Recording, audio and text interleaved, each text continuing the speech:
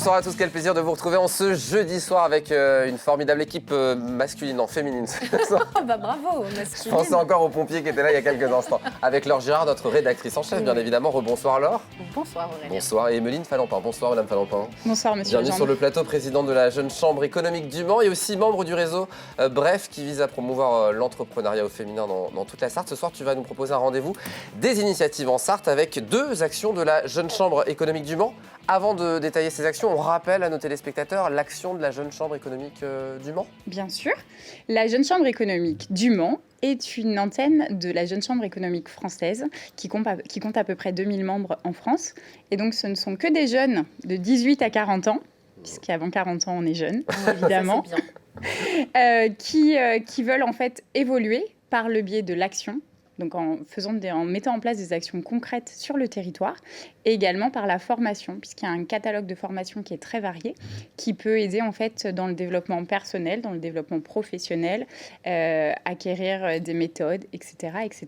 Et il y a un fort esprit de mentorat et de transmission, puisque c'est une association qui existe depuis plus de 60 ans en France. C'est des entrepreneurs du coup qui se regroupent ou pas que? Non, le nom est trompeur parce qu'en fait c'est accessible à absolument tout le monde de 18 à 40 ans. C'est vraiment le seul et unique prérequis. Et tout milieu, toute classe sociale, on va dire. On a des avocats, on a des étudiants, on a des personnes qui sont en recherche d'emploi. Il y a vraiment tout. Le seul prérequis, c'est vraiment uniquement l'âge.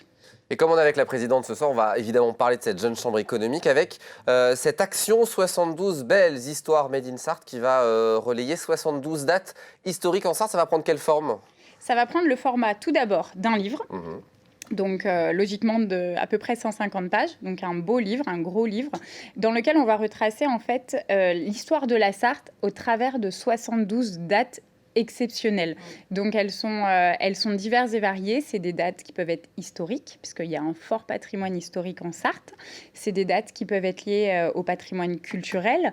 Ça peut être aussi les dates de naissance de certains personnages un peu illustres. Notamment, on a des grands résistants en Sarthe et grandes résistantes, en l'occurrence, j'ai eu la chance d'en rencontrer. Et donc, l'idée, c'est d'écrire ce livre et qui pourra ensuite être décliné sur des rencontres, sur des expos photos. Comment vous avez fait le choix du coup de ces 72 dates? Parce qu'il y en a beaucoup des dates possibles. C'est un brainstorming. Il y a un comité qui s'est réuni au sein de la Jeune Chambre économique? Oui, en fait, on s'est réunis déjà entre nous, les membres de la commission. Et comme on va missionner en fait plusieurs jeunes qui sont dans un cursus journalistique, donc qui sont plutôt doués, qui ont la fibre de la communication. Donc on a défini une ligne éditoriale avec eux. Et puis c'est à eux aussi de sélectionner les dates qui leur parlent, qui leur semblent importantes.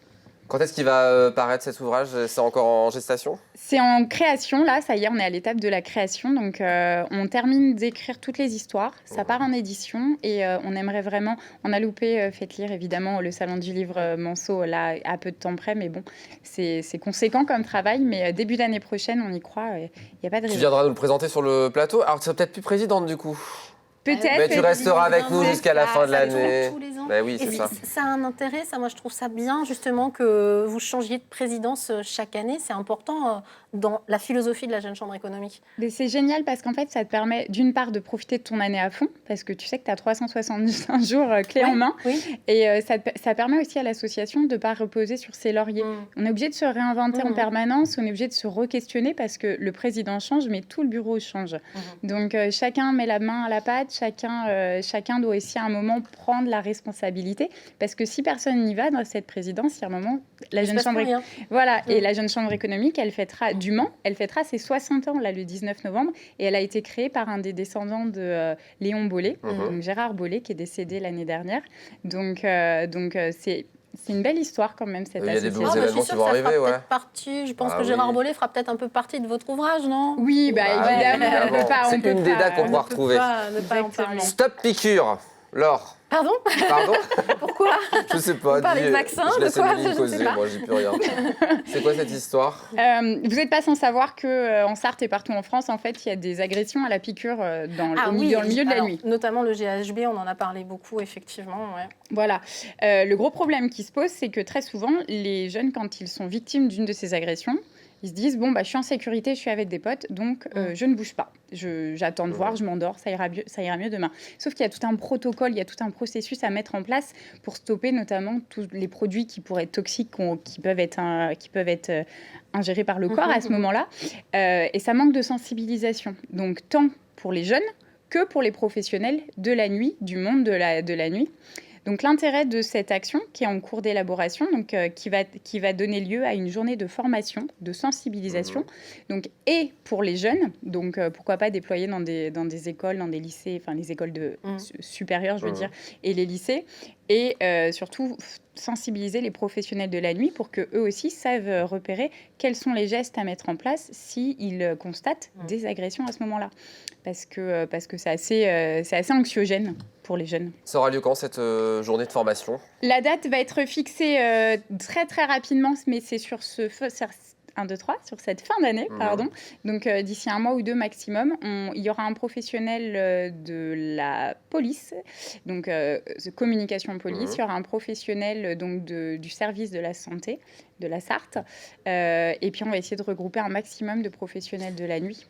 Pour être sensibilisé à cette problématique. On vous retrouve sur les réseaux sociaux, évidemment. Vous êtes très actifs. Vous, je parle évidemment de la Jeune Chambre économique. Je crois que tu me voyais. Pas encore. Non, effectivement, on est très présents sur les réseaux, principalement sur Facebook, un petit peu aussi sur LinkedIn, parce qu'il y a cet aspect aussi d'échange. Mais on est présent et on répond. Merci beaucoup, Emeline, d'être venue sur le plateau. Est-ce que tu as quelque chose de prévu demain soir à 19h? Alors, non. Ou si tu dis oui...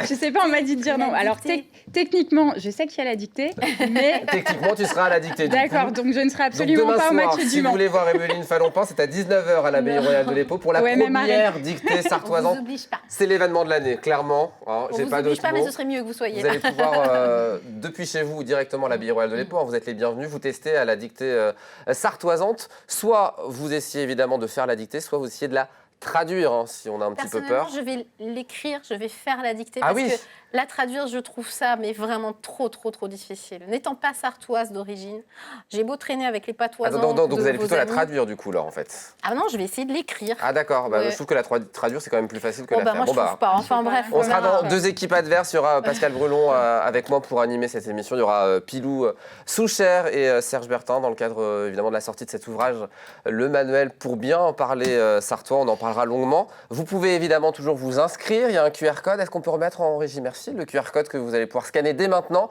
ou direction le site billetweb.fr/dictée-sartoisante pour vous inscrire ou venez, vous n'êtes pas obligé de vous inscrire.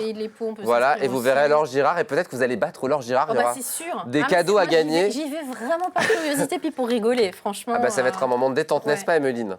Mais évidemment, puis il n'y a pas du tout de match de foot en face. Donc, ah oui c'est vrai, en plus tu vas au foot, comme au foot. Oui. Le foot, très bien, si tu veux, il n'y a pas de souci. Merci beaucoup d'être venu sur le plateau. Avec grand plaisir, ça m'avait manqué. Mais tu reviendras bientôt. Merci Laure, très bonne soirée. On se revoit bientôt du coup. Ouais, évidemment, on se revoit bientôt.